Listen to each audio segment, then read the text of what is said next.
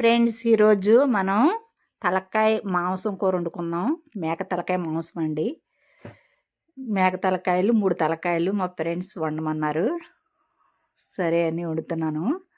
చూడండి ఫ్రెండ్స్, దాంట్లోకి మనకి ముందుగా బండి పెట్టుకుని పచ్చిమిరపకాయలు, ఉల్లిపాయలు వేసి బాగా మగ్గనివ్వాలండి. ముందు ఎక్కువ క్వాలిటీ కదా, అందుకని ఉల్లిపాయలు ఎక్కువగానే కోసం, ఒక 2 కేజీలు ఉల్లిపాయల కోసం 3 తలకాయలు కదా, అందుకని ఉప్పు వేస్తే ఉల్లిపాయల్లో మగ్గుతుంది బాగా.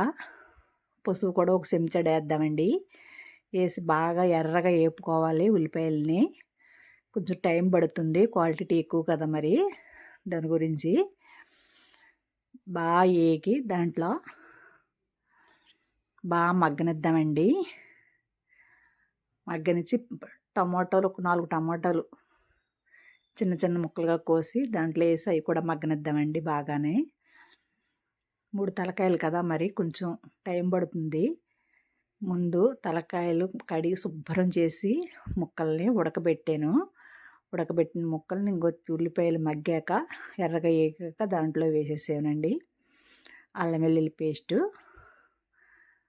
కొంచెం ఎక్కువ వేసామండి. మాంసం ఉడుకుద్దని ఉందో చిన్న చిటక అండి. మాంసం ఉడకాలి అంటే బేగా పచ్చి బొబ్బస్కాయ ముక్కలు 4 ముక్కలుగా కోసి కూరలో వేసేయాలి. కారం తగినంత వేస్తున్నాను. దీంట్లో కొంచెం నీళ్లు పోస్తున్నానండి.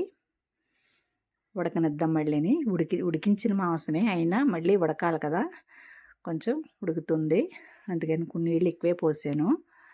బాగా ఉడకాలి. మూత పెట్టేసుకుందాం. మూత పెట్టి ఒక అరగంట ఆగిన తర్వాత ధనియాల పొడి మనం దీంట్లో వేసుకుందామండి. మసాలాలు, ధనియాల పొడి ఉడుకుతుంది. మసాలాలు కూడా వేసేస్తున్నాను. మసాలా అన్ని రకాల మసాలాలు ఆడిని, అల్లం వెల్లుల్లి పేస్ట్, గసగసాలు, దాల్చిన చెక్క అన్నీ ఆడిందండి. ఇది మిక్సీ జార్లో ఆడి వేసేస్తున్నాం.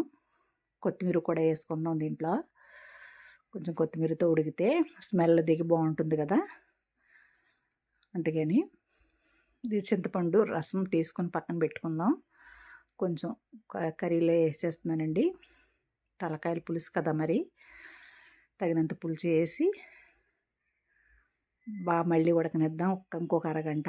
ఎక్కువ టైమే పడుతుంది. ఇది చాలా ఎక్కువ సేపు ఉండాలి. ఇంకొక కర్రీ అయిపోయింది.